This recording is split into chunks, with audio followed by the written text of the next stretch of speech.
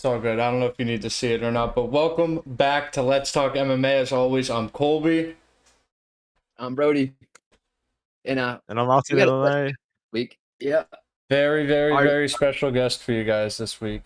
Thank you so much, Artem, for taking some time out of your day to join us, too. We really appreciate it. So, besides the guest, you guys know what to expect the rest of the show. We're going to give you guys cheat codes on how to make some money this weekend. Artem, you ready to make some money with us this weekend?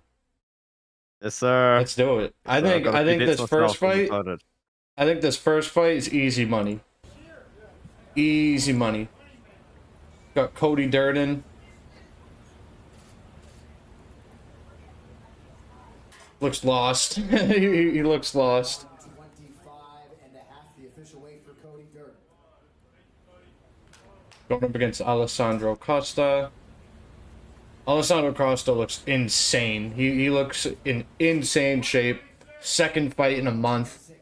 You know, he fought Matt Schnell, knocked him out as you should. But I think he's gonna put the hurting on Cody Durden really bad this fight. I think this is a worse matchup for Durden than Ode Osborne was, and I think there's a lot of fights I think end in the first two rounds of this. In the first two rounds, but I think this is gonna be the first fight that ends within the first two rounds.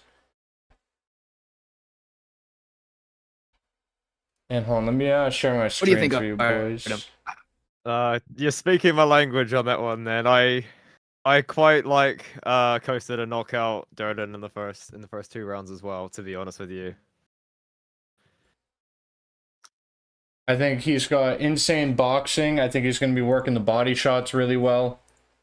Sorry, I'm trying to get these cameras fixed up live now. Sorry, guys. No, you're all good. I can fill in the space. I really like Costa in this matchup because, for multiple reasons. I think that his boxing's actually still an underrated part of his game because he come into the UFC as more of a grappler, got more submissions than TKO wins in his record in general. But remember, he come in on the UFC on short notice against Emi Albazi, and that was a big step up at the time. Took a round off Albazi, in my opinion, anyway, in that matchup in the first round. And I think that since then, against this lower ranked guys, you could say, in the flyweight division, I think that he is a level above these guys. I think he has the power to do it. And I mean, he actually is one of my favorite fighters on the entire roster. I'm not even gonna lie. I think he's the man. I think he's gonna knock out Durden here. Here we go. I agree. Yeah, no, Costa's been a killer lately. Yeah, came pretty close to. I think he would have won his fight against Alden Correa. It came really close. If he didn't split his toe against the cage, and didn't almost, his corner didn't push him back into that fight, he probably wouldn't have been finished. That toe split didn't happen. He probably would have beat Correa. I'm high on Costa. I think he gets a round one knockout. I do not like Cody Durden's chin at 125. The only reason I don't like him at 125 either. Yeah, it doesn't look good for him. So, boys, you guys are gonna have to watch the weigh-ins alongside me here because my screen is getting all sorts of messed up trying to share it. So I am sorry about that.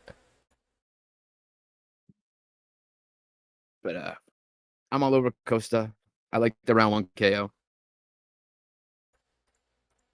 Yeah, I do too. And even then, Durden, both of his losses by knockout have come in the second round, but that come to him gassing out. So even if Durden at 125 again come through and he did find success against Costa in the first round, you can't trust that cardio anymore. And I think that Costa, even though it's short notice, will be the fresher fighter in round two.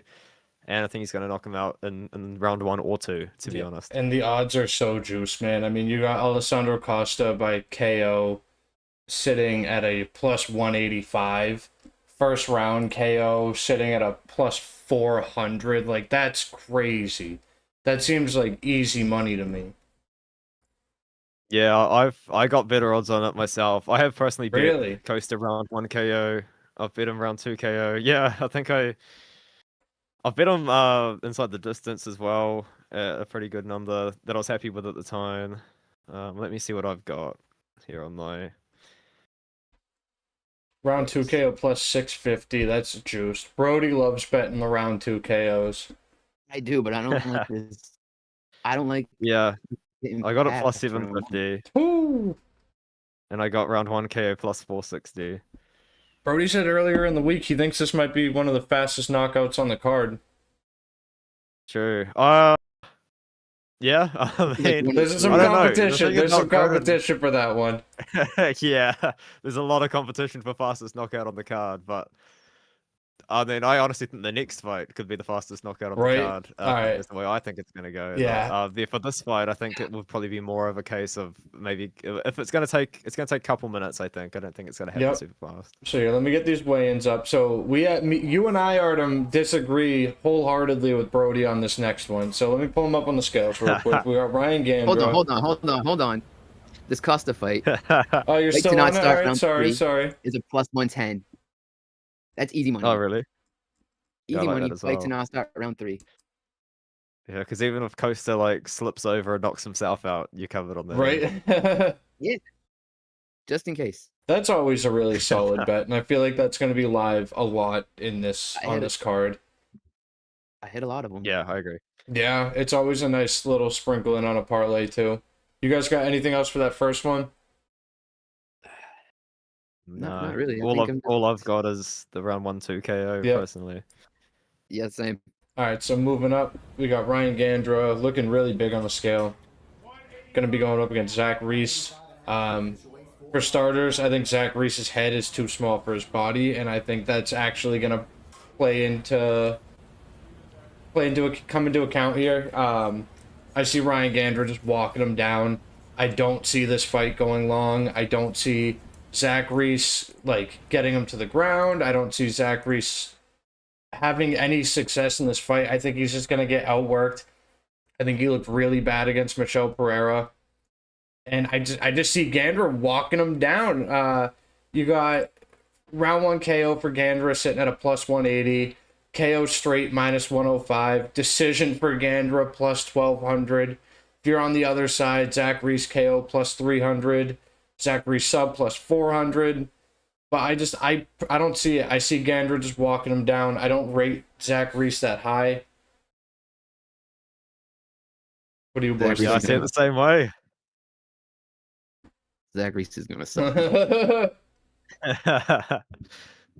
I guess I'll just add on to that. Like, I do think that Zach Reese is the more skilled fighter between the two guys. As Zach Reese coming off the Contender Series, I was actually quite high on him. I actually think that I did pick Aronov to beat him, but still, I kind of liked a lot of what I saw, even though he was just beating guys up in 30 seconds, 50 seconds. He has the size, he has the striking power, he's got the submission ability as well, but I do just worry about how he looks when he's getting backed up. You know, even Jackson McVeigh, of all people, had some success doing that. I mean, obviously, Mikel Pereira kind of did, but that was just a bit of a terrible fight, really. Dekawev did. I think that Gandra, even though Gandra is not as technical, I don't think he's even as skilled as Reese really anywhere.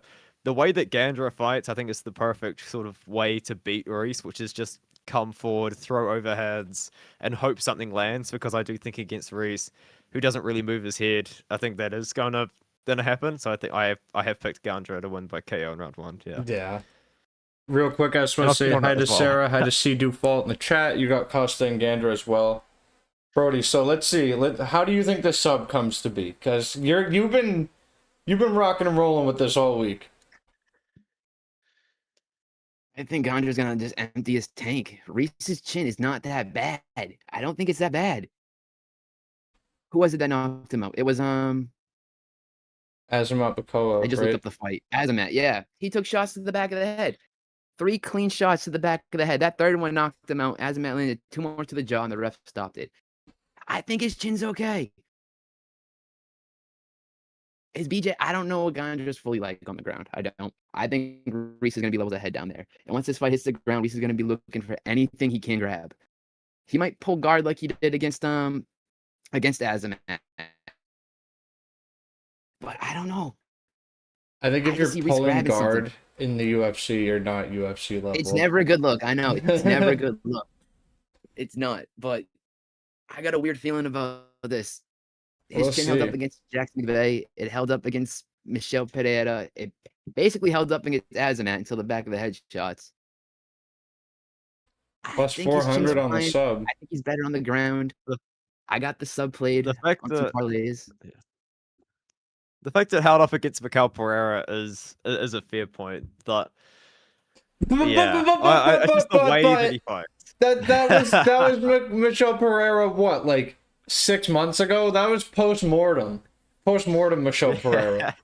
It's just the way Gandra fights, I think, is so perfect for this matchup in particular. I don't I think that agree. Gandra is going to win that many fights in the UFC maybe after this if they give him step up in competition. But I think this matchup in particular, it just lines up well. But I also think that this is another one of those fights which the UFC has set up. I truly believe that the UFC does this on big cards. This is a McGregor card. Oh, They yeah. did it for the first ever Paramount card as well. They set up fights for finishes, whether or Yeah. not it's a one-sided finish or if it's two guys that are going to finish each other. This is one of them, you know. Like we can agree that this fight isn't going to go the distance at all. That's we what the don't odds think that makers think. probably a bunch of fights are going to go the distance. This is one of those fights I think that the UFC is, certainly looking at for a finish. Either way, but I do think it's going to be a Gandra KO. Dude, speaking of McGregor cards, real quick, can we talk about how like actually stacked this entire card is for a McGregor card? Usually they're like, to hell with it, McGregor's on it, it'll make up for the rest. But Yeah, that's true. I'm pretty excited for this whole card, like top to bottom. So Brodie, if you think was it the Cerrone card that was like really weak? Yeah, most of them, we had Brian Kelleher because they'd be all the on the 01 pay-per-view. cards. 101, 201. Like they would never put them on a gigantic White House card, 300 sphere. Brodie, so if you think he gasses out, so you're thinking the sub would come in like the second or third round. It's either late round 1 or round 2. Round 2 would be I don't plus see this going to round 1400. 3. Round 2 is plus 1400, just so you know. It is juiced. But it's a tall order. I could see Gandra dropping him and then Reese throwing up an armbar and just like being something that way too. He Like, tried it with Azmat. it's kind of how he did it on the Contender Series, Yeah. low-key.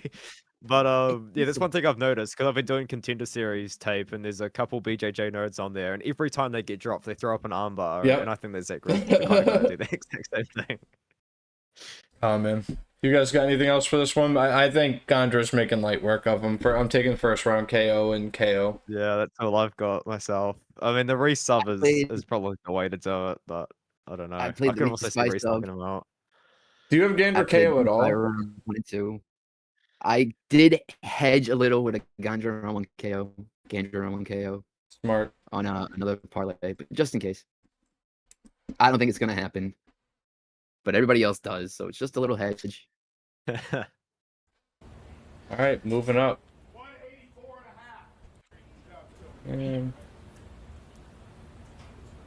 We've got John Garza, 24-year-old, short notice,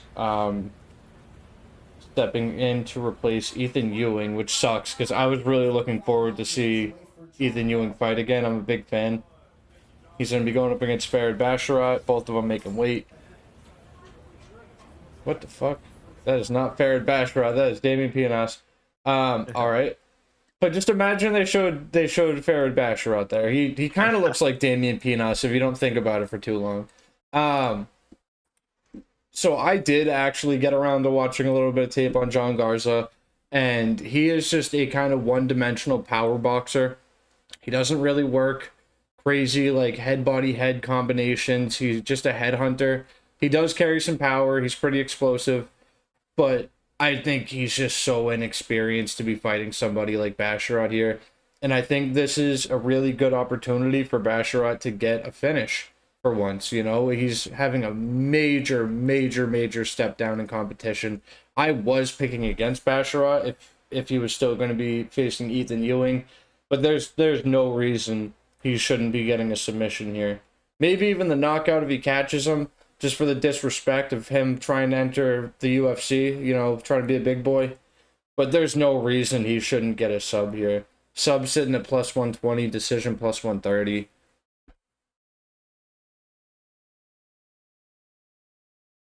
What are you thinking, Artem? Yeah, I like Farid in this matchup quite a bit. I actually have also picked him to win by sub. I've also bet on him to win by sub. I did like a same game multi. I'm not too sure how many sportsbooks allow you to do this, but I can tell you what I've done. So I've bet on Farid Basharat to get 1 takedown in the first round, and then just to win by submission in general. Oh, And that's nice. I thought that I got a pretty good, I've got a pretty good deal on that, I think, because I got plus 268 on that, because I think he's definitely going to get the takedown in the first. He's probably going to and get a then just win takedown by immediately. Yeah.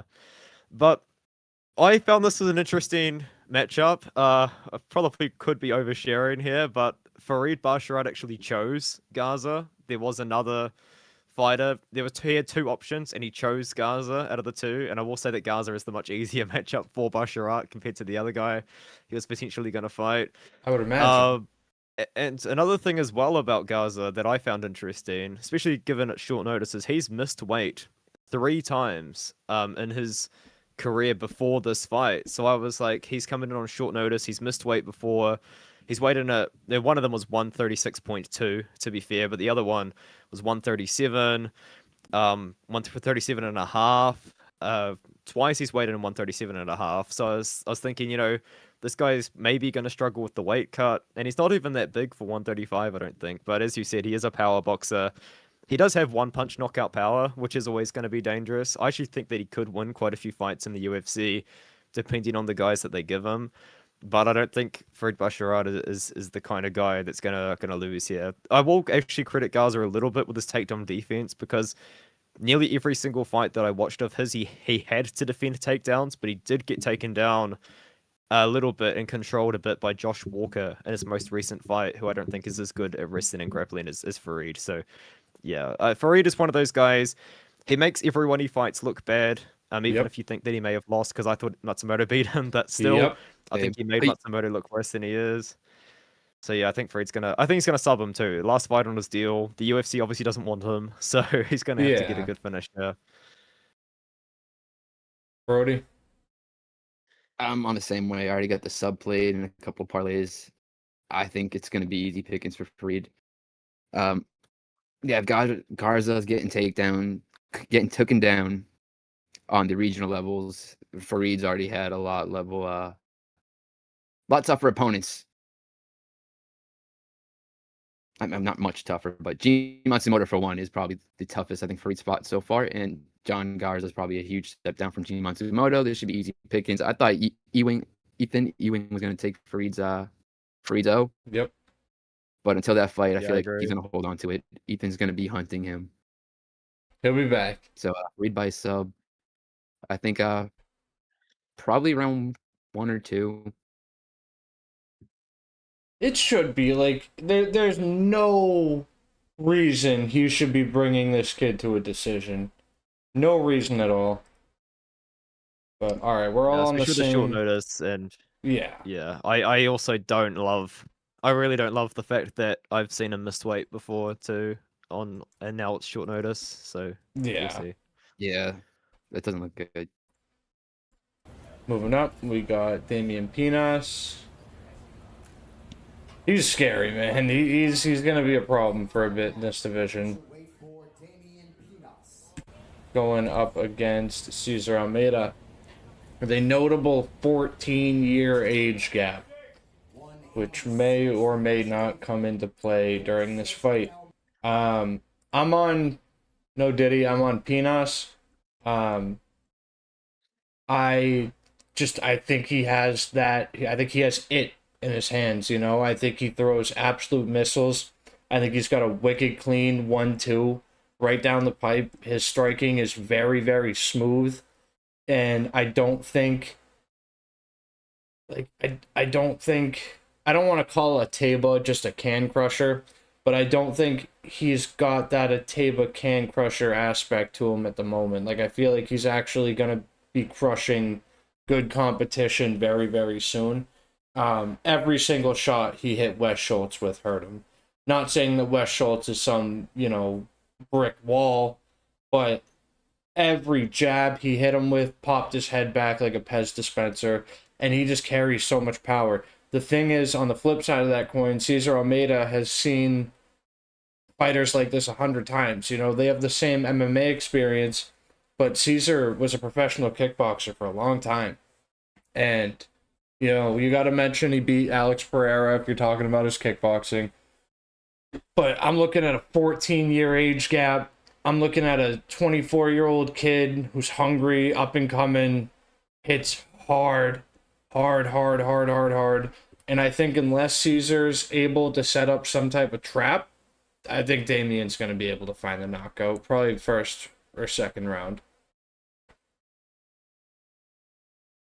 Yeah, I have Damien as well.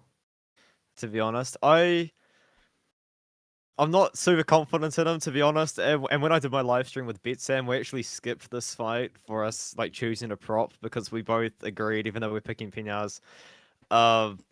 We actually thought that Cesar Almeida was kind of the best value if you were to bet on something just as the money line. But Good value. because I think Penis by KO is like minus, what is it, like minus 150, I think? Something like that. I remember Minus looking at the prices 115 on like here. minus 115, right? Okay. Yeah, I just didn't like it that much. Now I have got it in long shot parlays, like $25 to $1,000, like stuff that probably won't hit, obviously. That it's not something that I'm going to go out there and put like put a decent amount of money on really myself. But I do think he's going to knock out Almeida. And the thing is, I know that Almeida's never been knocked out. He's fought big hitters in kickboxing, in MMA even as well. He beat Lucas Fernando, who's now in the UFC on the Contender Series and has been knocking people out in LFA.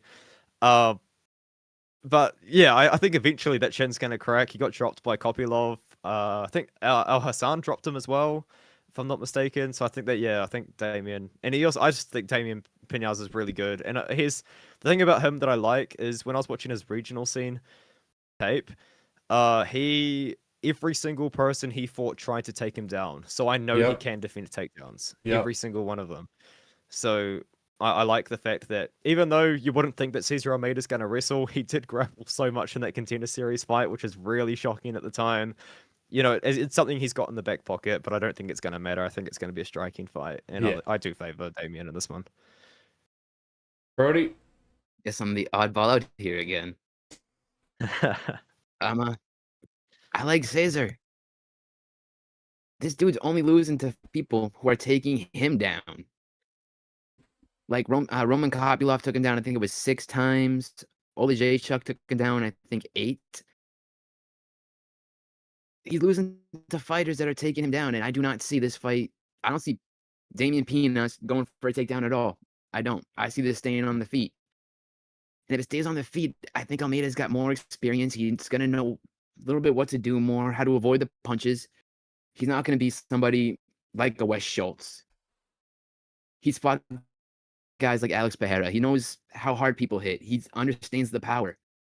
I think he's going to be smarter in there than Damien. And when the rounds get later on, I see Almeida finishing him. Maybe early round 3, late round 2. Because I don't know how good Damien's gas tank is, but I know Cesar can go full 3 rounds. And I'm thinking on Damien unloading a gas tank again. I see it. I see where you're coming from, but I don't see it happening. I think Damien's finding the chin sooner than later in this fight. I think it's gonna be under 1.5 probably. Who that's sitting at? That's what the round props are at, over and under 1.5. They like pick'ems. So, yeah, I like Almeida around 3 KO plus 1800. That's juiced. We'll see. If you're eating big this weekend, Brodie. I will be putting that in a long shot parlay, but yeah, that's the kind of stuff that like BitSam sends me stuff that's like $5 to $4,000 or something. Oh It's yeah, like we've hit a couple like, things like that before. Like just some. I've never hit one. Tickets. I'm gonna hit one day, and it's gonna be euphoria for me. I can't wait. the Derek Lewis, Taliesin Texera card, I hit a full one. Full Yeah, card. full card. All right. Yeah, no, I've never hit one. I was one leg off a $25 to $1,500 same game multi in NBA once, and You want to hear something devastating? I'd never tell this story. I placed a $5 bet one time. It was who got that submission over Polyana Viana? Alice Artelian. I had her by sub. I had Cody Brundage by KO. I had there was like 2 other legs on it, dude, and I had $5 on it. The sub hit.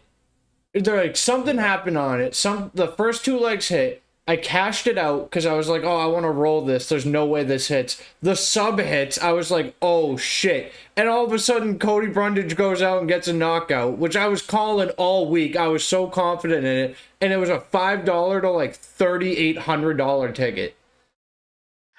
I was like, I was having a hard time sleeping for a few days. I was like, oh, I will never cash out another ticket after that. Yeah, I've got one sitting right now that's gonna end on a fight that I might have pick flipped on, but we'll talk about that when we get there. So I'm gonna probably have to hedge it if it somehow makes it all the way. You place a bet and just immediately lose all your confidence in it. Yeah. Been there before. All right, moving up. We got Tracy Cortez, who apparently, rumor has it, is locked in. 26, the official weight for Tracy Cortez. Cedar Fault Does she still have disagrees it? with you, Brodie. I don't know if you got chat up. I see. Against Wand. Why do they call They're it wrong. Wonton? Wong Tiong. It's kind of pronounced like Tiong almost. I will just never understand it. Wong Kong Wang Tiong. going up against Tracy Cortez. The odds have been going back and forth and back and forth and back and forth, and it seems to have landed on Tracy Cortez being a very slight underdog. I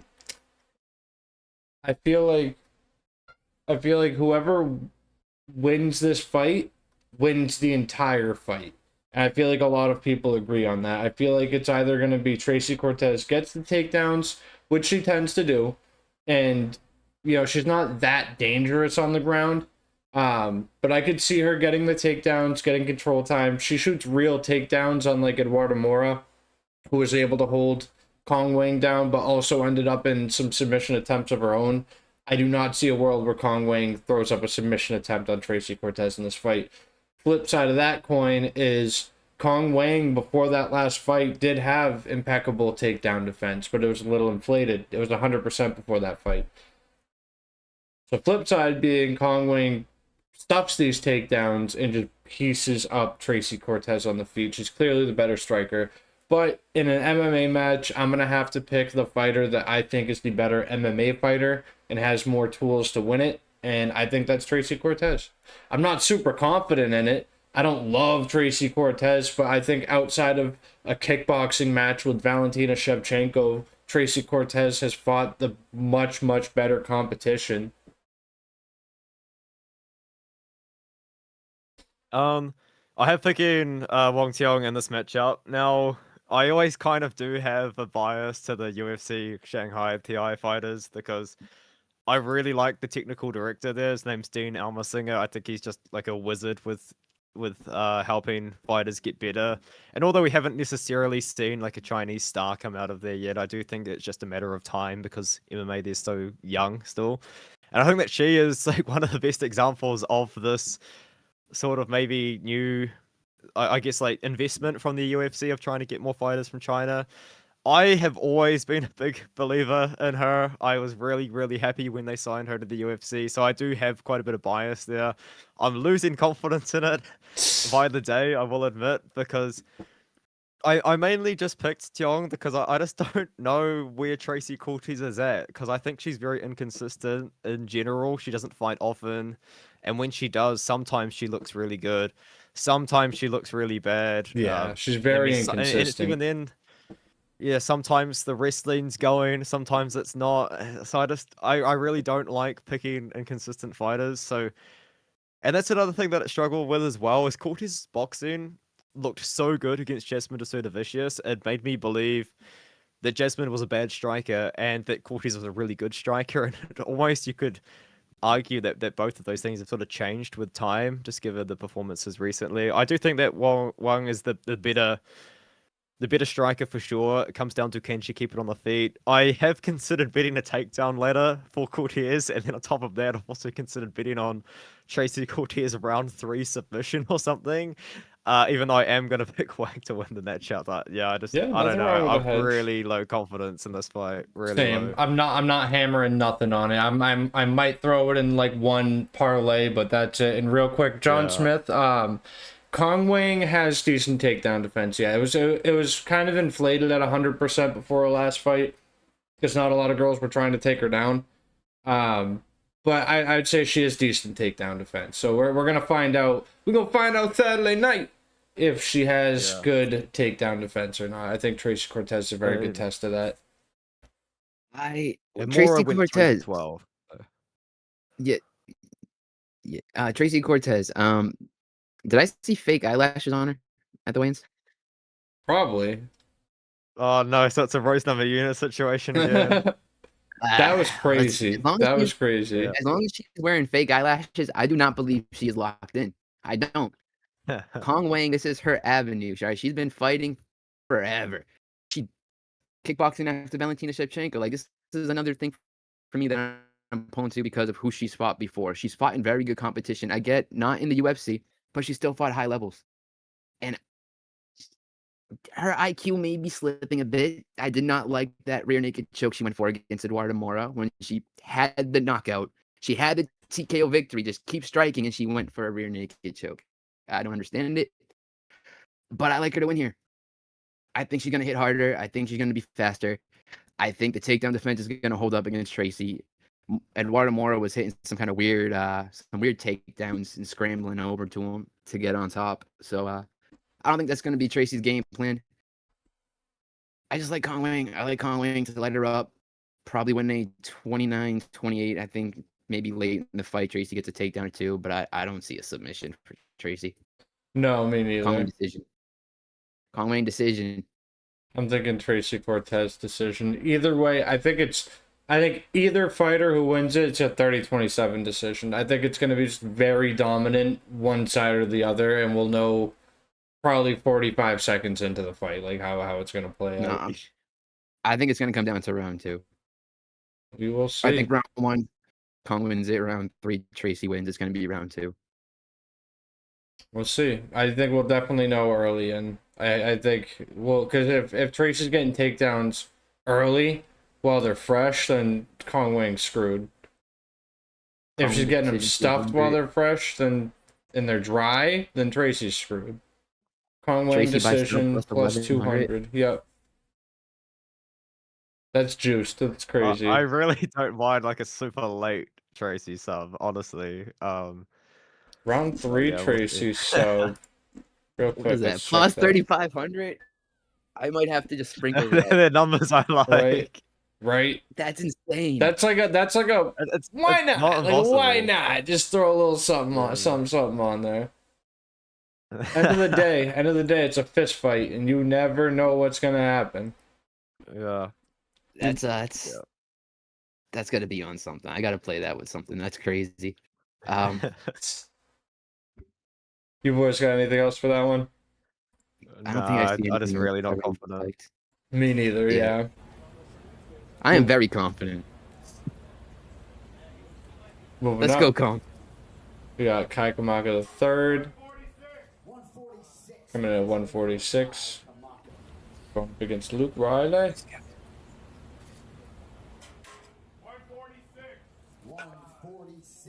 feel like people either love Luke Riley or hate him. I'm a pretty big proponent of him, though. I like Luke Riley. I think he's shown some serious promise in the UFC so far. I think he's got good hands. I think he's pretty... I don't want to even say pretty decent all around, honestly. I think he's got pretty good hands. I think he lacks head movement and lacks striking defense, which scares me a little bit. But I don't see Kai Kamaka being all too dangerous in this fight. Luke Riley KO got to be the play. That's what I'm getting to. So I know Kai Kamaka is really tough, but I think Kai Kamaka is also really just there to be hit a lot. And I think Luke Riley is going to put belt to ass in this fight. I think he's going to be ripping combinations to the body, to the head. And this is definitely one of the fights I see ending in the first, second rounds. And I think it comes to the hands of Luke Riley. I I want to say like, oh, Kai Kamaka is super tough. I could see him making it to a decision, but I just see Luke Riley putting hands on him. And I think especially after his last fight, he's raised a lot of doubt from people. Oh, why couldn't he finish Michael Aswell? Like, Michael Aswell's tough, man. But I think he wants to silence that doubt. So give me the Luke Riley KO 1 or 2. Yeah, it's funny with me. I was honestly one of those Luke Riley haters. I've watched Luke Riley so much because he was a big star in Cage Warriors, which is a promotion I still do like, even though a lot of fighters that come out of that promotion don't typically end up doing as well as you would want them to. It's a red flag sometimes. Yeah. Yeah, it's I've got to be honest, Luke Riley was a walking red flag, even though he come into the UFC, what, 10-0, 11-0, something like that. Because he's been dropped so many times. You know, he was Yeah. in the UFC Fight Pass Fight of the Year against Alexander Loof, which he was nearly finished in like 4 or 5 times. He got dropped against a guy called Callum Parker in 2023. Got dropped against Jack. This guy's been dropped so many times, and that striking defense hasn't improved. Has improved actually in the UFC, but it didn't improve for a long, long time. So I was like a big sort of Luke Riley hater, I would say, but he's proven me wrong, I would say, so far in the UFC, which is good. I have picked him both times though.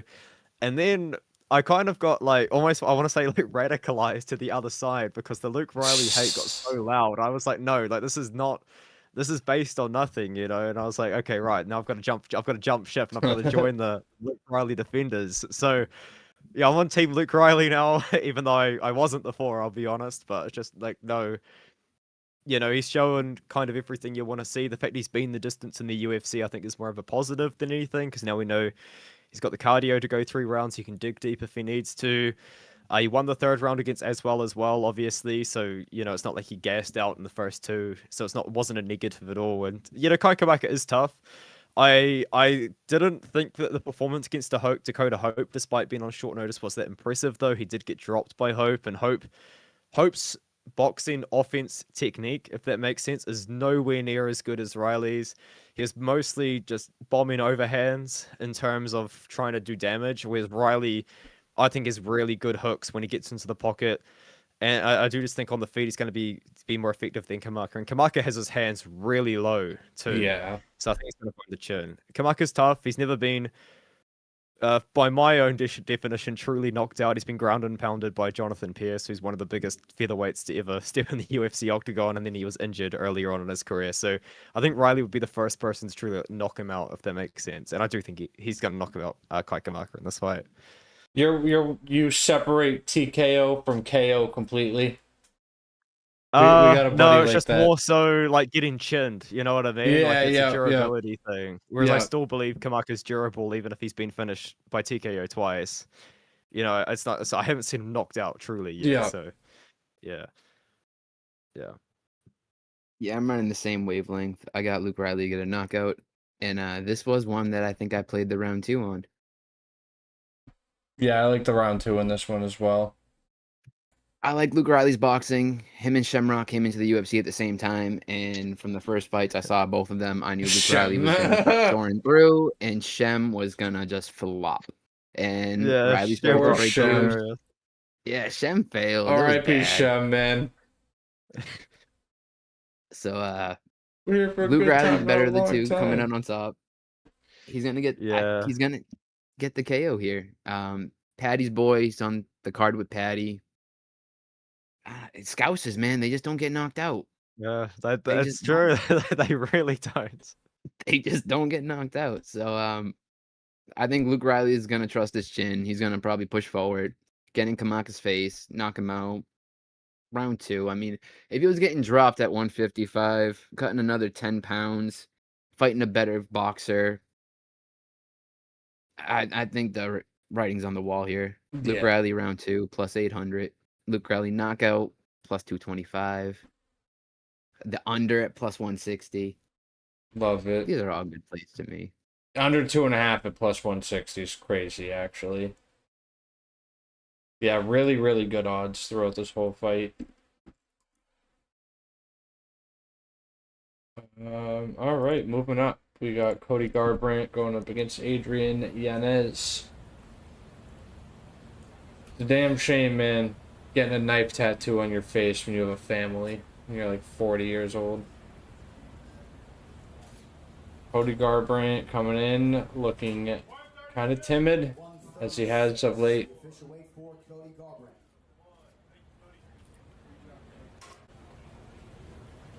Going up against Adrian Yanez, who, I'm not going to lie, before I start the betting breakdown, I'm not a huge Adrian Yanez fan. Looking all right on the scale, coming in at 136. I don't think anything... How do I say this? I don't think Cody Garbrandt can win a UFC fight at this point in his career unless it's exactly how he got the win against Long Zhao. I understand Long Zhao kind of did that to himself, you know, but Garbrandt just has no output anymore. He obviously doesn't have much of a chin anymore. He's just afraid to engage, except for that one flying knee that he threw after getting hit in the nuts twice. He got all fired up, threw one flying knee, and then did absolutely nothing for the rest of the fight, which was I was dying. I was cracking up when that happened. I was like, are you serious right now, dude? That's it. And yeah, man, I think Adrian Yanez is just better than Cody Garbrandt at this point in his career. I think he's a better boxer. And again, I think he's going to put hands on Cody Garbrandt. I see him getting him out of there in the first or second round. I think he knocks out Cody No Love. Yeah, it's sad to kind of see Cody now the eye tattoo is Oh, dude. it's something. It's something. It's not like it really matters at this point. I'm sure he's made enough money in MMA to be fine, but it's just like He's like, that's him like certainly locking something- himself into it. Yeah, but like when your face is like your brand, it's just not a good face tattoo, you know? Like the heart by the eye. I mean, that's kind of a common one. I thought that was all good, but yeah, that was a choice. It was a choice Yeah, that he made, for sure. But the thing about Cody is he was truly my favorite fighter at one point when I was a lot younger. Now I'm talking about when he beat Cruz, before he beat Cruz. And then he went on that KO loss streak, and we all were worrying about the chin. And now he hasn't been knocked out, to be fair, in a long time, but he's still been knocked out multiple times. Typically, it was due to his own fighting style, though. He would get over aggressive and then get caught in the pocket, which he hasn't done because he's changed his style to pretty much be running away the whole time, which he's good at because he's got really good footwork to his credit, and still at 35 despite the injuries still. But I also think that in this matchup, even though I'm not a big fan of Yanez, I have actually faded Yanez quite a lot in his career. I picked Rob Font to beat him. I picked Martinez to beat him.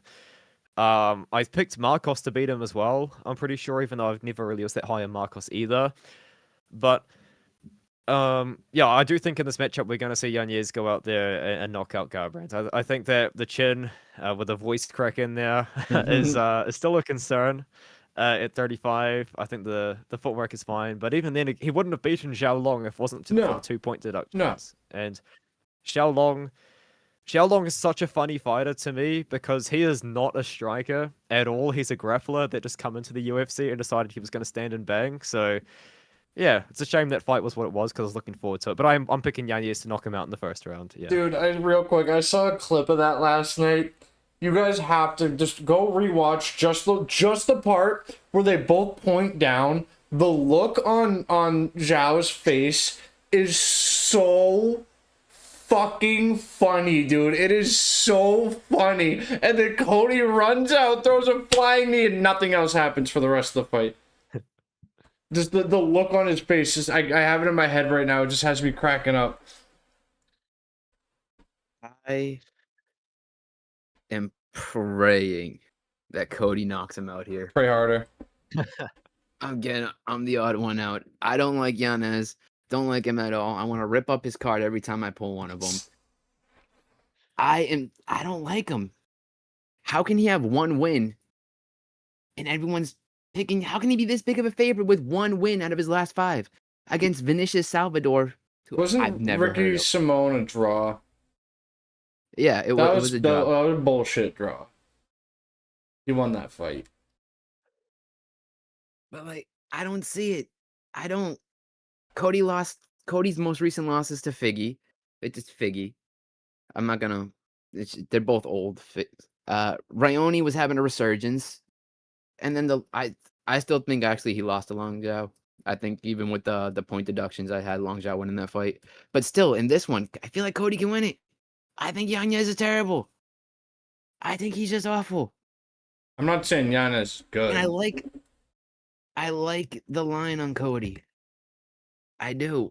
Yeah, the line is weird. It should be a lot closer. And the fact that the knockout line for Yanez is minus money. 150 or something. Minus 105 on minus here, money in yeah. general.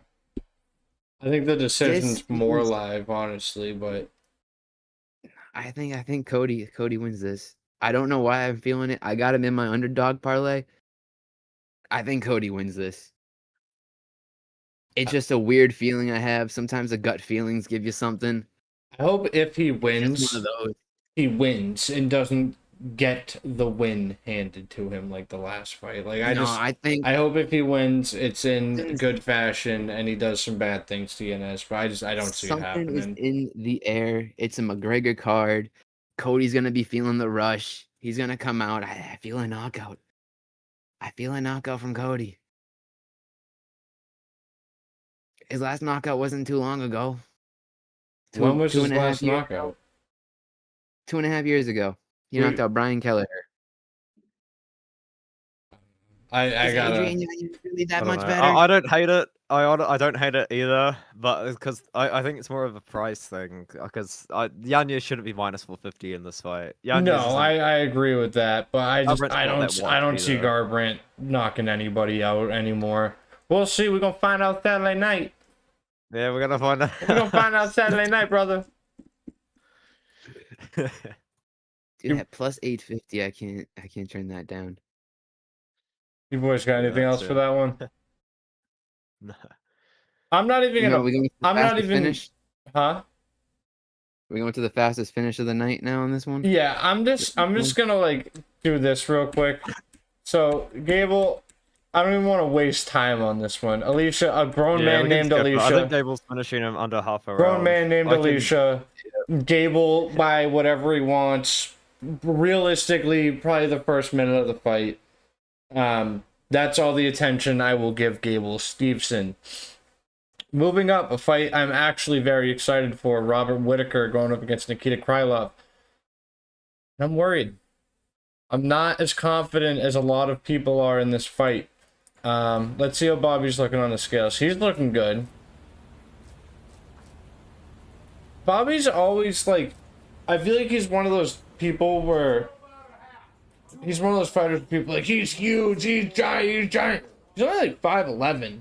He is pretty thick though, and like he's strong and stocky, but he's not some giant. Like he's going to look a lot smaller than Krylov in the cage. Krylov just has like a weird lanky build. And oh, that's Artem. Yep, yes it is. Yeah, it's Sam. Hey, what's up, Ed Sam?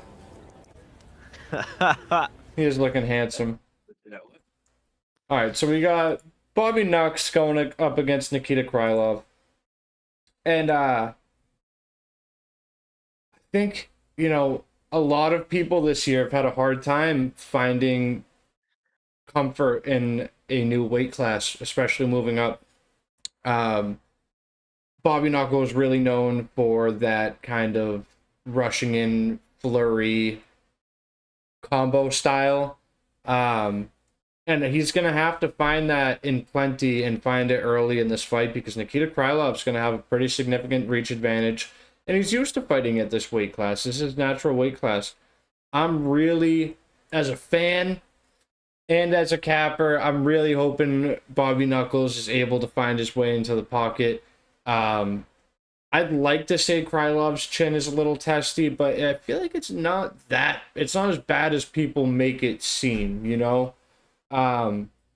I think if Bobby can find, like I said, I think if he can find his way into the pocket and keep it scrappy and not stay on the outside and stay, more in the red and yellow zone, I think he can find a KO probably second or third round.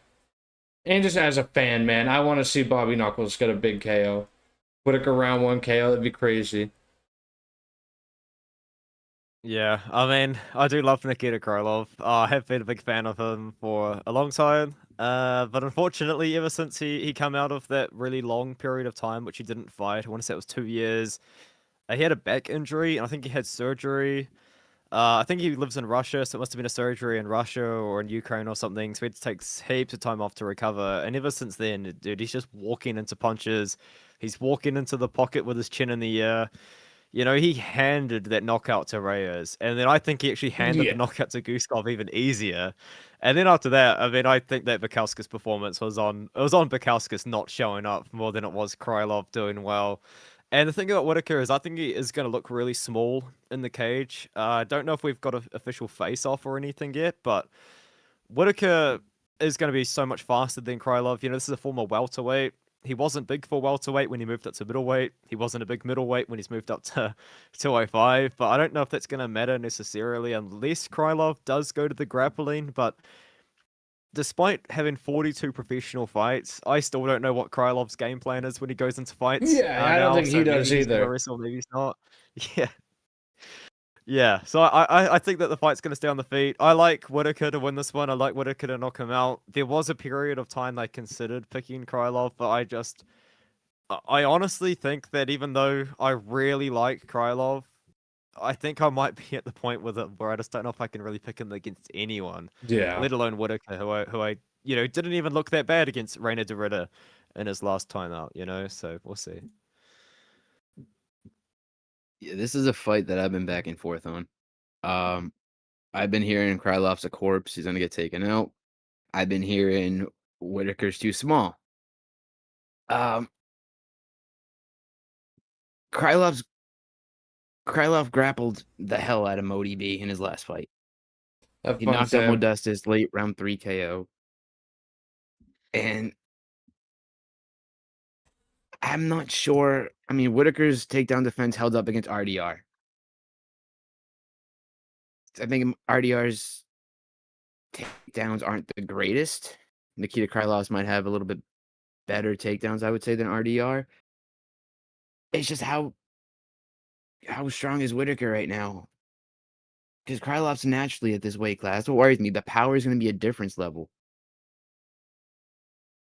I said Whitaker KO, so I'm going to stick with it. I think he's going to probably dust Krylov. I like round 2. I'm the round 2 guy. So give me Bobby Knuckles round 2 KO plus 700. Yeah, I'm rocking, I think, round 1 or 2. Round 1 said plus 5, round 2 plus 7. So all of us agree on the KO. Too, though. I could see Krylov getting a sub. If he takes down Whitaker. We'll see. Apparently there was a face-off that just happened. I might just jump on the... Is it ceremonial weigh-in? I might just jump in and see what they looked like. Oh, yeah, for sure. Just based on the size. Oh, yeah, Whitaker is way smaller than him. He probably looks like half the size of him. Yeah, but I don't know if it's going to matter that much. But that is a very significant size difference, though. Yeah. Yeah, isn't Krylov like 6'4"? Yeah, Whitaker's like 5'11", but he is a big 6'3". Yeah, and Whitaker's like 5'11". He's like a small 5'11".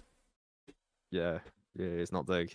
Whitaker KOing him after that face-off. He's just got to wing overhands. That's the best thing you can do as the shorter man. Just wing the overhand. Yeah, he can do that too. He can throw high volume boxing. Yeah. Oh yeah, he is small. Oh my god. Yeah. That's a big size difference. It is. Yeah, he's teeny tiny. Oh. I only have Whitaker. I don't have many bets on Whitaker though. I mean, the thing with me though is even though I know we're going to talk about it soon, I have actually gotten to the point now which I just stopped changing my picks after weigh-ins and face-offs because every time I've done it, it hasn't worked. So I'm not gonna like. You either gotta wait till after, or place him before. Yeah, I feel like it's Yeah. bad juju. But it's all you always place one and then you're like, what was I thinking? There's no way this is gonna hit. I always lose confidence as soon as I place it. I'm like, yeah, that's a donation. Yeah. No, I've got Whitaker KO and Whitaker moneyline and 2 like relatively long shot Yeah. multis, so I think I'm fine. I like it. Moving up, we got Bobby Green The official weight going up against Terrence McKinney. King Green. Both of them making weight. A little bit of bad blood this week. A little bit of chitter chatter between the two of them. Terrence McKinney saying he hopes Bobby Green starts talking smack so he can twist his jaw. I feel like don't really need too much of an introduction for either of these fighters. If you guys know ball, you know both these guys. Terrence McKinney, he's got 3 minutes to get it done or he's screwed. And I think Bobby Green's hands down are what's really, really going to be the death of him this fight. I think his head movement is going to be a little predictable, and I see Terrence McKinney catching him with a big head kick under half a round and just putting him out cold, or maybe catch him with punches. McKinney hits hard with every single limb he throws, but you can't fight Terrence McKinney with your hands down like that. You see what happens when people fight him with their hands up. They still get knocked out through the guard. And I just don't see... Unless King Green can somehow manage to survive for 3.5 minutes, I don't see it. I don't think it's happening. They gave him Jeremy Stevens and then a big middle finger in Terrence McKinney. So give me the McKinney under half a round KO. Bobby Green gonna win as well. I tend to agree. I will admit, like obviously the weigh-in for McKinney was really bad, but even then, I think like a fighter like McKinney, I don't think the weigh-in matters that much because he's only gonna be in there for 2 minutes anyway if he wins. So it's like, oh well, he's gonna come out, he's gonna swing heavy, he's gonna throw himself off balance, which is what I don't like to see because I do think that McKinney. His technique's not there, but he just has so much power, so much ability. I've always talked about McKinney's wrestling, but he just never uses it, so it doesn't matter. I think Green's the better fighter. I think he's more technical, but I don't think it matters. I have considered betting on Green and round 2 to start as like a same gamer. This is actually the fight. I have a really big multi. It's actually not that big. It's only like 5 legs, but it ends on McKinney round 1 knockout. So I think maybe closer to the time, I might just bet on like Green's money line or something, or just something to cover that. Like, if I somehow manage to get there, just in case. Can you live bet on your book? Yeah, I can too. Be a good one to have the book open while round this fight's going on. Because McKinney's never won a fight. Not even if round 2 starts. More like if it gets through the first half of the first round, start hammering down King Green. Yeah. I don't know. I do think it's going to be McKinney round 1. Every time Green on paper has fought someone that can hit hard, albeit, Jeremy Stevens. I'm sure you could probably pick that apart. But in general, every time Green's fought someone that can hit hard, he's got knocked out. I think it doesn't change here. And I think McKinney, like you said, the wrestling is going to prevent Bobby Green from being able to submit him here. Yeah. Yeah, Terrence McKinnon to take out Bobby Green in round 1. McKinney should easily do this. Does it to everybody. And if he can't do it in the first 2.5 minutes, I bet the hell out of King Green. I think I have Green by sub on a bet too, just in case, because I think that's how he wins if he does. I don't think he's knocking out Terrence. I don't think Terrence is going to quit the TKO, as Terrence probably will give up a neck or something instead of getting knocked out. Yeah. All right, so I think we're all in agreement on that one then. Another pretty straightforward, definitely fastest finish of the night contender. Yeah, can you bet on that? Fastest finish of the night? Because I see some people talking about it on Twitter and stuff, but I've never been able to do that. I don't think. I know some people can. Either. It's interesting. Yeah, some books offer it. The Freedom 250 card. Yeah. I wish that this would actually be a really tough card for it, though. Usually it wouldn't be that bad. This would be tough. Yeah.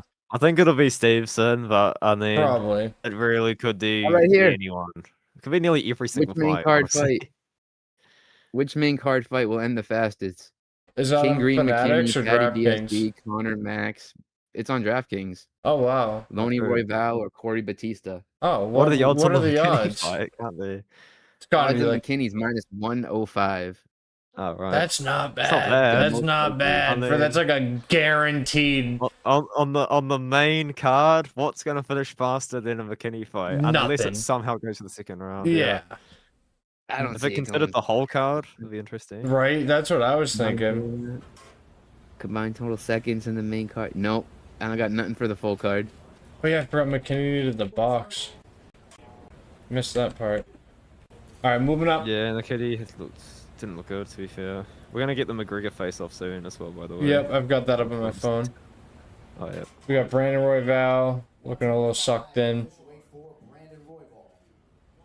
Who I feel like he's just starting to be at the end of his career, unfortunately. He's fun to watch though. Going up against an absolute stud in Loney Kavanaugh, man. I've become such a huge fan of this kid. How can you not? Like, he's just an absolute class act all around. He's so mature. The way he talks in interviews, like, he's very humble. And he backs it up. He's just such a great, well-rounded fighter. I think he's one of, if not the fastest fighters in MMA, period, right now, across the board. His speed is absolutely incredible. And me and Brodie have talked about this a couple of times throughout the week. The face-off is happening now, by the way. Yeah, Ryan Garcia is there. I'm guessing he's going to fight on Zuffa Boxing. Probably. Zuffa Boxing just must be a money pit for Paramount. So who's the ownership group? Zuffa or whatever? Zuffa, yeah. TKO. Like, that must be an absolute money pit, dude. Like, that must be burning coin on that. Probably more than they are in Power Slap. And I think Manel Kopp hits harder than Loney Kavanaugh. So I agree on that. Because we were talking about the KO earlier in the week, and Brodie was saying decision. But I think the speed is what's going to find the KO over the power. Speed and precision. And I think he finds the chin early of Brandon Royval. And I see him getting him out of there in, again, the first or second round. I think he's putting belt to ass. I think he's going to be way too fast for Brandon Royval. Brandon Royval coming off a devastating knockout in the first round this last fight.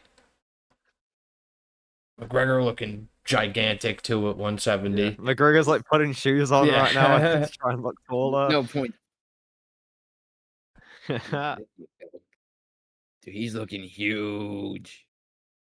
There's no way he would have made 155. Nah. No way. And he There's wanted it to no be way. 3 rounds too. He wanted the fight to be 3 rounds as well. Yeah, dude, he's wearing shoes. You can tell because is Holloway wearing shoes too? Holloway's like usually way taller than him. He's probably not even wearing Holloway's not even shoes. that much shorter than Robert Whittaker. They're all at the same height. That's gonna be fun. That's gonna. Yeah, be we'll talk alright, about that soon. Yep. All right, back to. But I agree with you about Lana. Royval. I think Lana's gonna knock him out, to be honest. So we put shoes on probably. Yeah. I'm pretty confident. In fact, I already have bet on Lana to knock out Royval. I am tempted to bet more on him to knock out Royval just because of the price. I mean, what is it? Is it still plus 200 or so, or is it? Plus 225. Plus 225 on this That's book. better. That's even better than what I did on Yeah. a couple days ago. I think it's So so that's fine. live. Yeah, I like that. I like that quite a bit. Yeah, I mean, I think that it is. I agree. I think the thing with Royval is he doesn't necessarily have that much power to finish the fight on the feet himself. He's getting older. He's not young anymore. His style is prone to getting hit too because he leaves his chin way up in the air. I think Lana's a good counter puncher. Yeah, I think Lana will do fine in this matchup. I think that he learned his lesson of the high risk style he still employs, to be fair, against Johnson, exiting the pocket with his hands down. But I mean, just beat Moreno on short notice in Mexico. So yeah, I think he should be able to knock out Royval. Getting knocked out exiting the pocket by Charles Johnson is actually one of the best bases for MMA at flyweight. If you didn't know, That's true, actually. it's like a See, blessing. I was thinking Loney decision because he took Moreno to a decision, and then Van and Royval had one hell of like a Dragon Ball Z style type fight. So that's what I was thinking. We're gonna see another one of those. But as I'm starting, I gathered went around searching, gathered some more information, found out Royval's been having some concussion issues since Yes, that's the true. Van fight. He's been carrying through with them. So I think with that, I might have to flip to a KO. And then gets knocked out by Cap right after that. Not right after, but Yeah, his that's not next gonna fight help him after very that, well. you're on concussion protocol, and then you get knocked out cold in like 2 minutes. So Loney's probably gonna Yeah. find the chin. Loney's Probably just gonna knock him. getting exponentially better and better and better and better every single time he steps He in is. that octagon. Loney's. He's a. It's Like you said, insane. he's really quick too. He's It's so insane how good. fast him and Van are gonna be stars. Van's already a star, but Loney's gonna be at that level too. That would be like a legit like Dragon Ball Z fight, dude. We'd probably see the first like 1,000+ strikes thrown across 5 rounds. But So we're yeah, all on the Loney Loney KO. knockout round 2 from me. Fight to knockout round 3. I like. What's Loney round 2 knockout plus 750. Let me refresh myself on the fight. No, round 3 is at plus 175. With Royval's head and shoes and how fast and powerful Loney is, I don't see this going past 2. Me neither. I like the under at plus 145, under 2.5. I think he either I will say Royval does have I think he's very live to knock him out very, very quick as well. But I could also see it getting dragged out for a couple of minutes. I don't think it's gonna be like a quick headhunt like Minnow Cap did. Like that was insane. That was nasty. Anything else on that one, boys? I think I'm pretty good. happy. I'm good. All right, moving up, we got Corey Sandhagen going up against Mario Batista in a rematch, 7 years in the making. First, we got Corey Sandhagen coming in 135.5. Official weight for Corey Sandhagen. Going up against Mario Batista. Brodie, I'll let you start this one because you love Mario Batista. I am a Mario Bautista backer since I started watching. I've always been Yes, talked man. out of betting him. By me. And then I talked him out of the Aldo fight I was right. and something else Right. too. I was right. The Aldo fight. I was right. Who did he fight after that? The Patchy Mix fight. I was right about. Yeah, I was very wrong about Should have been that. right about Umar. I was very wrong about Patchy Mix. I still think he beat Umar. I will stand by that. The way he was tossing around Vinicius Oliveira, Mario Batista to me he's just on another level now. He's gotten way better since this last fight with Corey Sandhagen, which was like 7-8 years ago. When I feel like Corey's kind of just plateaued a bit. He's not really taking the same what's the word I'm looking for? Chances. He's not putting himself in any danger. He's trying to stay a little more safe, I feel like. And I think that might cost him against Mario. Mario's going to be coming at him. I feel like Mario's going to know his game plan, know what to avoid, know what to do now. He had Corey in an armbar in their first fight. Corey did get out of it, but maybe he won't this time. Maybe Mario locks it up. But it is a big maybe.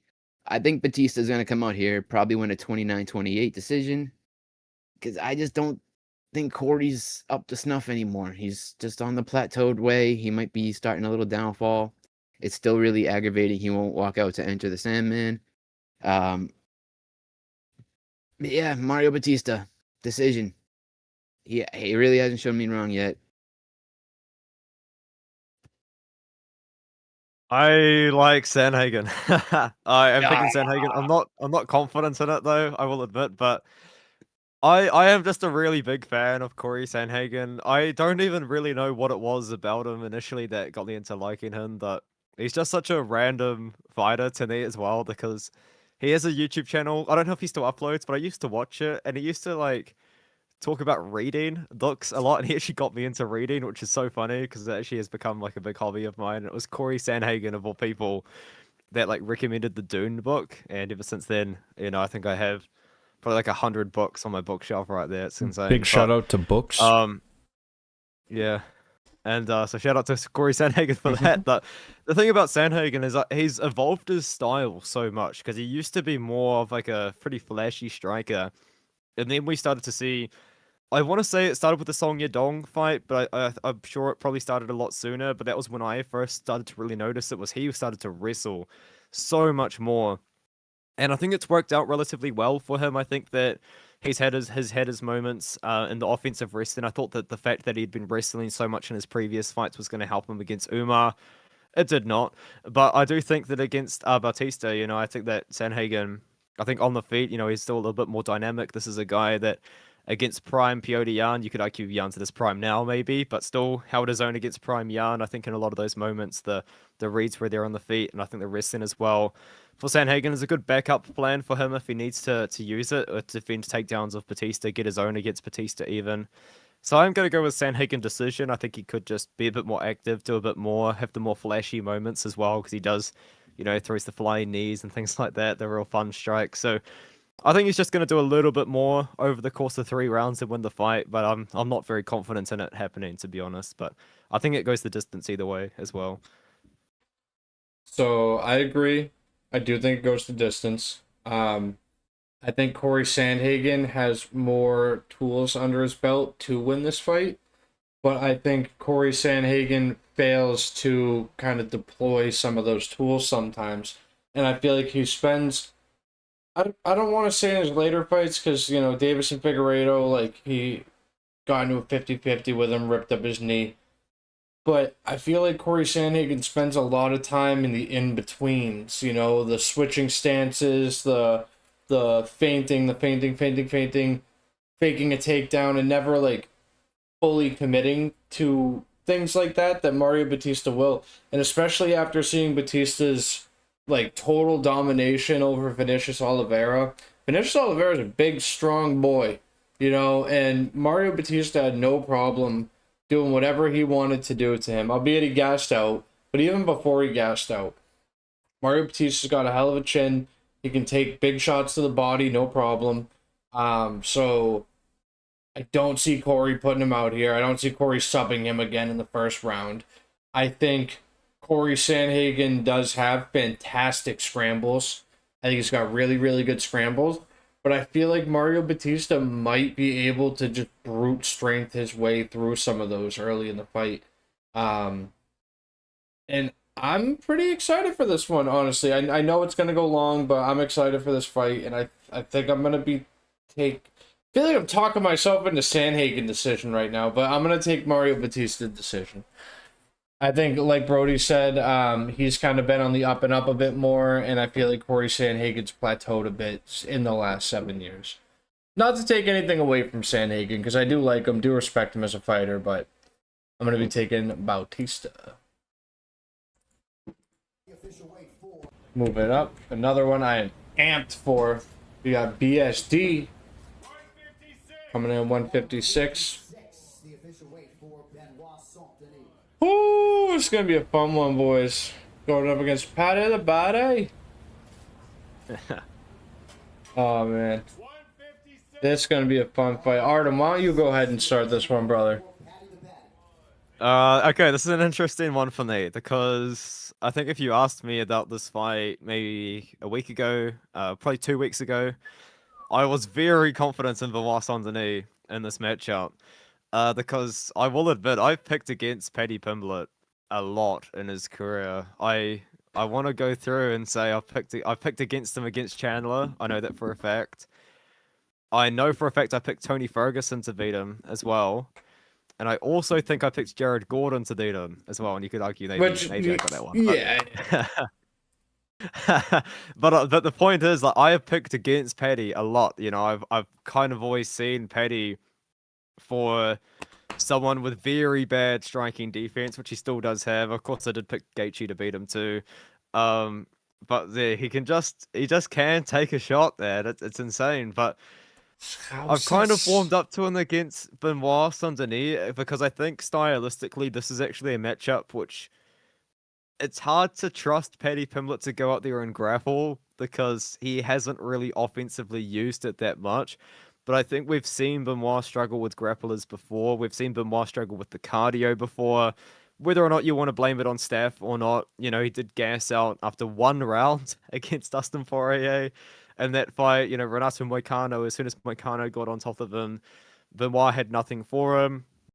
Of course, I've seen all of the clips circulating about how Benoit shoots takedowns with his chin, with his neck, I should say, ready to get snatched by a guillotine. And, ultimately it was the reason why Dan Hooker lost to Benoit, because I thought that Dan Hooker was beating Benoit on the feet when the fight was on the feet. But and at the time, I hated the fact that Dan Hooker was going for the guillotines, because I am one of those people that doesn't believe guillotines really work at a high level of MMA. Because you just give up position. I mean, we just saw Dan Hooker lose to Benoit because of a bad guillotine attempt. He handed him that win. He had that boy hurt. Yeah, he did. And they were there, but the guillotines were there. And I know that Paddy Pimblett, I don't think he actually has a guillotine win on his record, but he does have triangles on his record. The nasty I want to say he's got triangle armbar. Yeah, so I also just think in general, if it's Paddy Pimblett on his back against Benoit Saint-Denis, I can trust him to scramble out of that position a lot more than I can trust Dan Hooker to, because Dan Hooker's takedown defense it's elite, but once you take down Dan Hooker, you usually can hold him down. I think with Paddy Pimblett, we haven't really seen his grappling explored against someone who has been trying to grapple him. So initially, I really liked Benoit to combine the striking with the grappling, but then I guess the more I thought about it, I was like, well, I can't really trust Benoit to knock out Pimblett because I don't think he's going to. And then I looked back at it, and both Pimblett and Gaethje looked terrible, I thought, against each other. I thought, Paddy still didn't look that bad. He still had his offensive moments. Benoit is maybe a hot take, I don't know. A little bit more technical than the Gaethje that showed up in that fight against Pimblett. So maybe, that could give him some problems. But yeah, I just don't think Pimblett's going to get finished by Benoit on the feet. I even think that on the feet he could land the bigger shots. Maybe. I mean, I think his kicks are. Benoit's striking's good, but it's also a bit so-so. The win over Dariush, you don't know how to rate it anymore. The point is, I'm going with the Pimblett sub. I'm actually going with the second or third round submission for Pimblett at the end. Real quick, boys, I don't know if you saw the chat. Apparently, Wayne Kong wore fake eyelashes to the weigh-ins for Tracy in case she forgot her own. That's great. I didn't catch that. Thank you, John. That's so funny. Let's go. Yeah, I love seeing some humor. She does have a little bit of star power. And it seems like she does try. I like the Paddy side too here. I thought BSD looked scared and terrified against Hooker. There was rumors he had staff in that fight. There's rumors he might have staff again here. That's fine. He just looks so scared. Those teeth to his body looked really bad against Hooker. He just didn't want to press in on him, and when he did, Hooker every time just went for a gilly. I don't know what to make much of that fight. I don't think Hooker's that great, and the fact BSD looked scared against him. Paddy going tooth and nail with Gaethje. They both did look absolutely terrible that fight. But Paddy didn't get knocked out. Paddy's a Scouser. Ilya went down. I thought Ilya was one of the greatest. I still think he is, but Paddy's chin's almost like that legendary experience. On the feet, I don't think he's getting knocked out, and when it hits the ground, I think it's Paddy's world. I could see this being a lot like the Moicano BSD fight, where once it's down there, BSD is going to be screwed.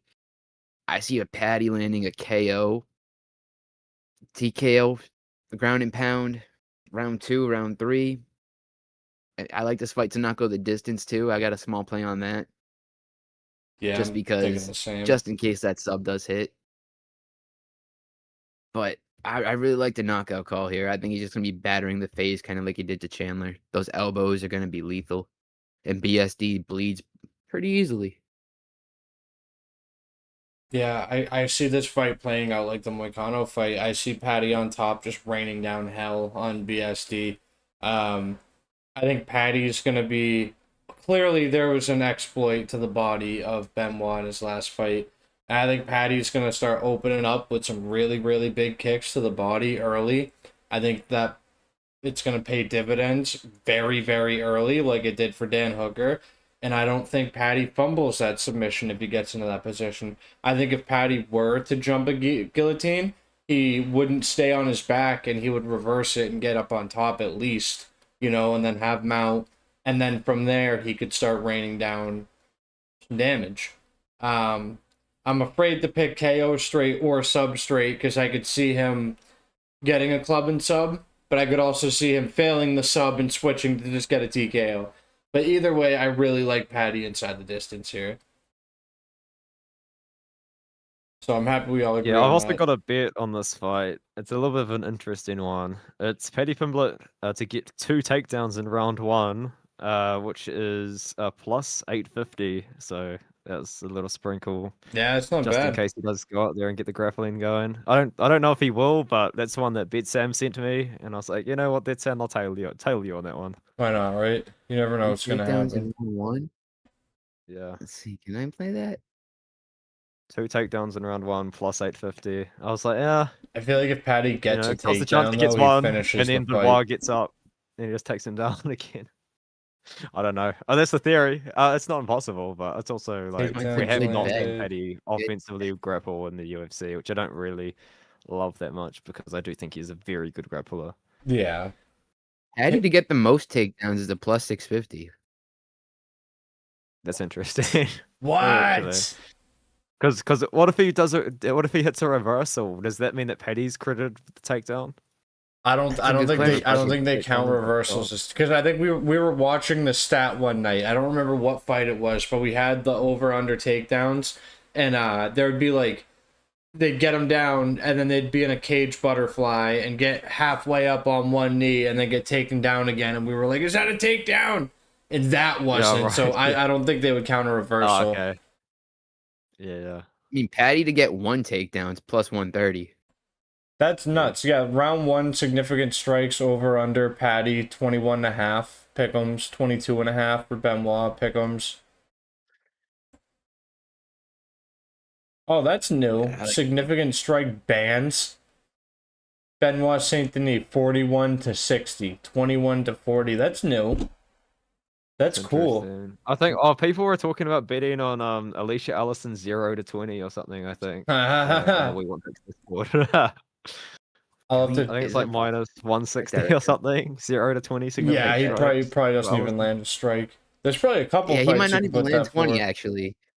He couldn't just hit him 3 times, knock him out, and shoot a takedown. Yeah, I don't think I have like over unders on significant strikes. Otherwise, I'll probably try and take Allison's under. Significant strikes landed. Oh, they don't have it for this one on this book. All right, well, we're all on the Paddy. What did you say, Artem? Sub or KO? I went with the sub. Sub. So sub, KO, KO. I'm afraid to pick either directly, but I really like the inside the distance regardless. And moving up. Truly, the moment you've all been waiting for. Notorious. Oh. We have the Hawaiian Superman making his 170 debut. Looking good at 170. They both look really good at 170. McGregor looks big. He looks really, really big. Like his arms look bigger, his shoulders, head. Holloway obviously is a bit taller than him.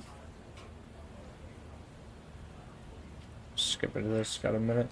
Going him against the Mac. Conor McGregor. What genuinely, what an exciting moment. Whoever thought we would actually see him really, really, really return.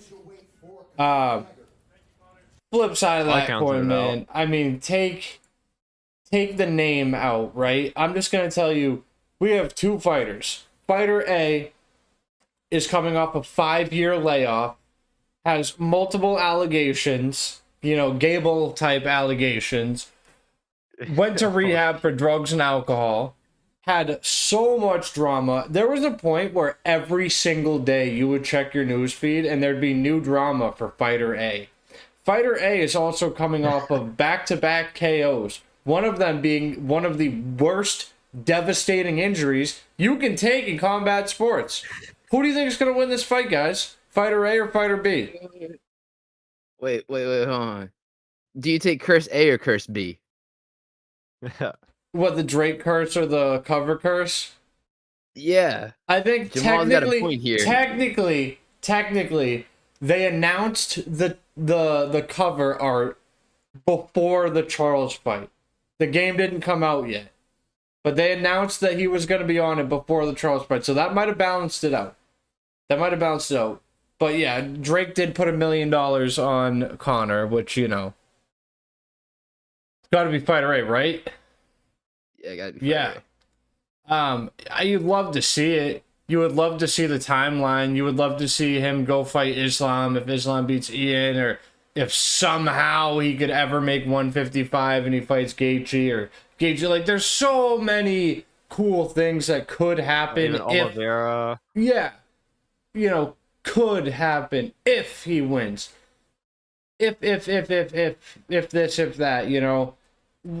I don't see it happening. Everyone's saying, oh, Holloway's going to drown him, knock out in the 4th or 5th round. I think Holloway might knock him out in the 1st or 2nd round. Holloway, the only reason Holloway didn't finish Poirier in the 1st round of their fight is because he chose not to. He was like, I'm not finishing him in the 1st round of his retirement fight.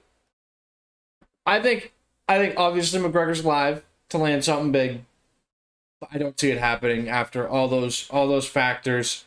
And I think once it reaches a point where Holloway, like, if we're being realistic, I think once it reaches a point where Holloway starts to realize there's a little bit less pop in these shots, he's going to start going to town. He's going to start ripping shots to the body, the 1-1-2, 1-1-2 over and over again, pepper.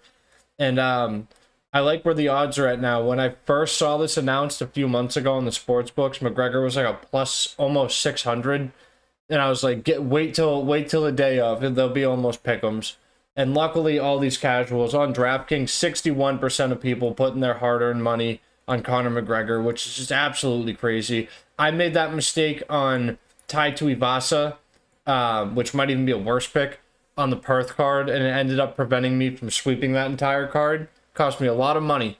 And you can't bet with your heart, man. You got to put your heart and your brain in separate compartments and be realistic. Conor McGregor is not winning this fight. Give me Max Holloway by KO. At some point in this fight.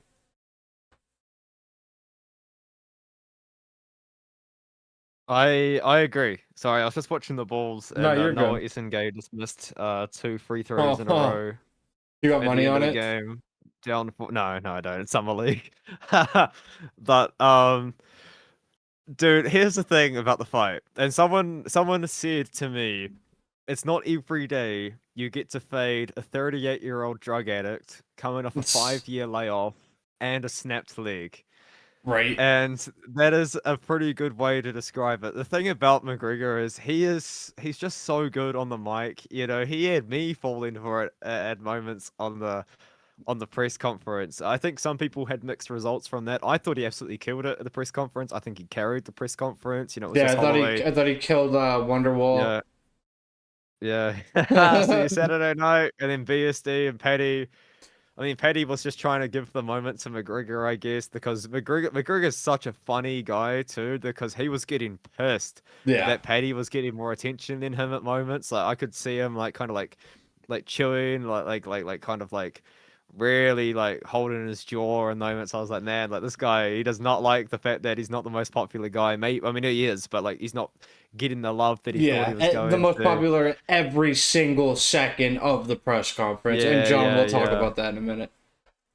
Yeah. Yeah, you could see it, like his jaw clenching.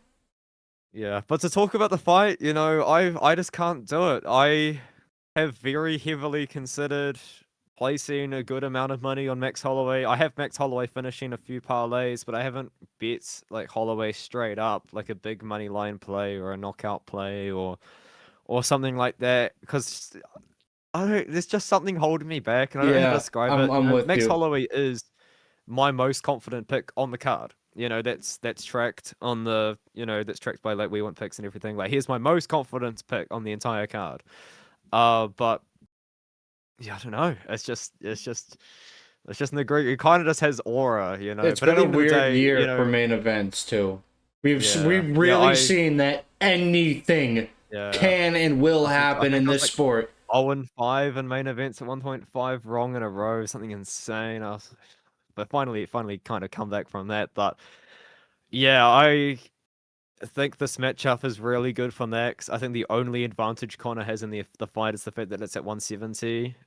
We've never seen a fighter come back from a league break and look good. Maybe you can make an argument for Chris Weidman, but he come back and just started poking everyone's eyes out. So Yeah. I think it is gonna be I'm picking Max Holloway round 3 knockout, which is why I'm not too confident in the over-under because I have picked round 3, so it's 50-50 on that end. But I think there's a very real chance that we see Holloway go out there against McGregor, look really good, and then just carry him for a little bit. Yeah. Because I think that Holloway can do that. I think he's going to be fast enough to avoid whatever McGregor throws. I don't think that McGregor's cardio is going to be all that good.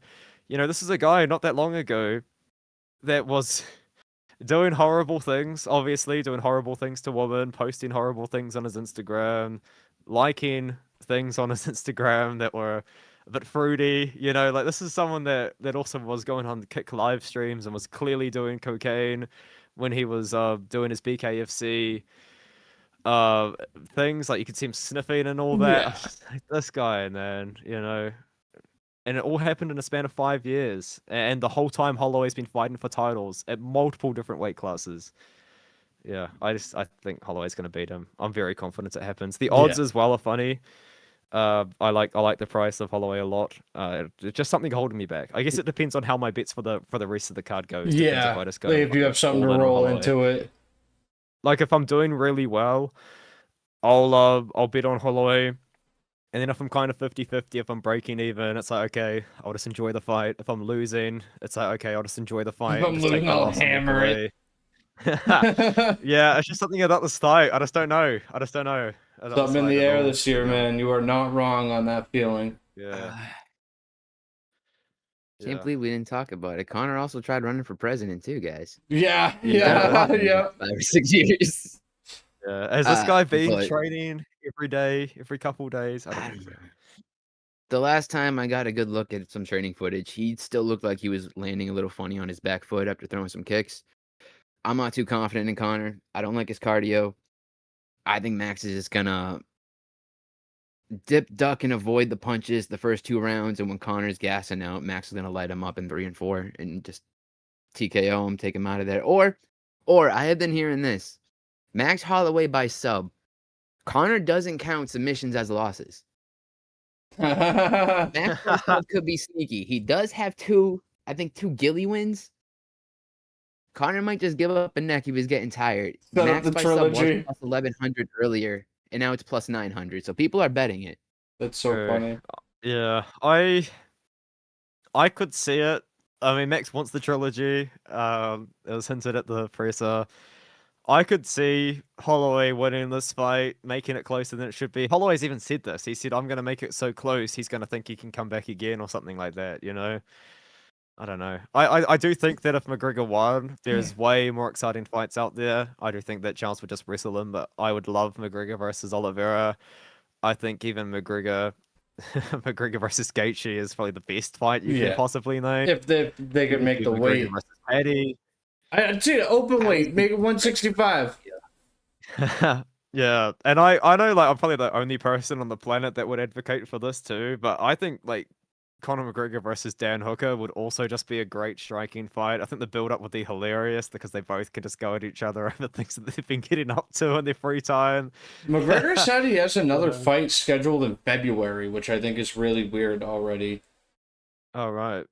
I'm like, all right, Maybe so they don't even know. Gaethje. Yeah, we'll see. Gaethje, that would line up pretty well because Gaethje did say he's taking the rest of the year off. He usually doesn't fight that much. I feel like if Connor beats Max here, they give him the winner of Islam Gary.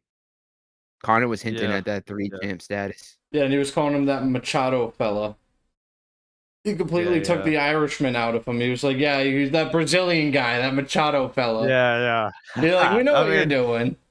Here's the thing, though, like, in all seriousness, just to quickly talk about that fight. I haven't taped it yet, I will admit, but I think, in theory, Ian Gary is probably one of the more difficult matchups for Islam. Oh, You yeah, know no, what I we mean? agree. 100%. All right, We because agree. I honestly think that Islam would beat Michael Morales. I actually also think that if you wanted to do a little bit of a triangle, I think Morales would beat Ian Gary, but I think Ian Gary has the best chance of beating Islam out of kind of Yeah, everyone. Gary's He's fight so IQ is smart. off the He's charts. so smart, man. Yeah, the way he beat Prates was very impressive, I thought. The game plan he employed and was able to just kind of carry throughout the whole fight was Yeah. pretty good. Who do you think wins, Prates or Morales? I gotta take I don't know. Prates. I think Prates is he has winning more the back. tools. He's winning the deck so much as Carlos Prates. All right, real quick, because John was asking, we're just gonna run through, and each of us, real quick, each fight, just say what your favorite prop is for it. So for me, Alessandro Costa. Oh, wait. I got something. I got Oh, something sorry, better. sorry, We Brodie. got our tag teams. We usually do our tag team parlay, but we got Artem here, Alright. so let's add another one in. Yeah, all right. So we'll all pick your favorite prop. We'll do an underdog one. Yeah. Like we'll do a plus money one and under money. So what's your favorite plus money prop on this entire card, Artem? Any prop, whole card. Okay, is it still plus money? Because I would just say Alessandro Costa inside the distance. Because I have got it at plus money myself, but it might not be plus money anymore. Let's see. Let's take a look. Plus money, plus plus one money. time. All right, so we'll do that. Okay, perfect. All right, what do you got, Colby? So we'll do the Costa inside the distance. So we're doing plus money. All right, give me what's my most confident here?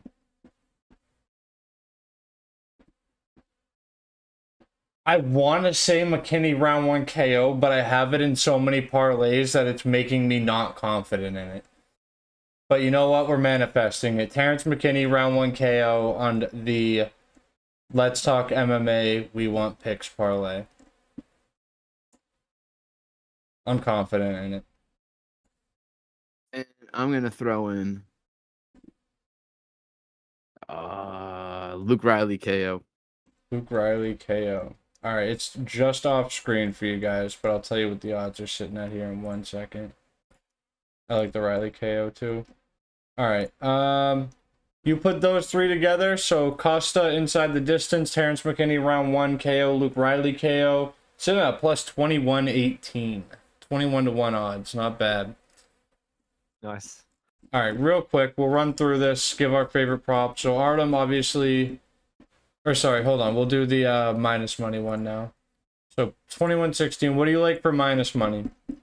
It could be just straight money line on somebody. It could be a Just prop, go. over under. I'll just go Max Holloway money line. Max Holloway money line. Brodie?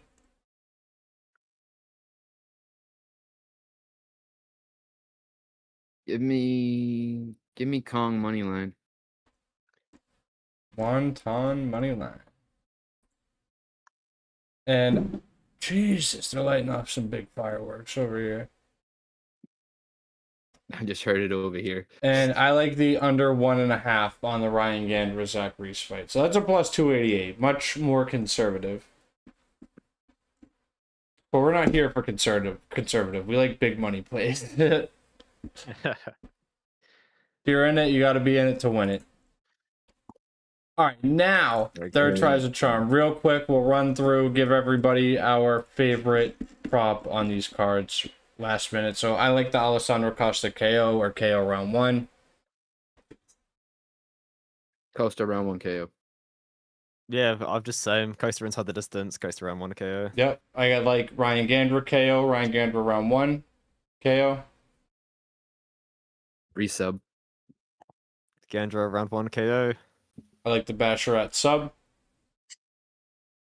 Fareed sub. Yeah, Busher up sub. Penis KO. Almeida round 3 KO.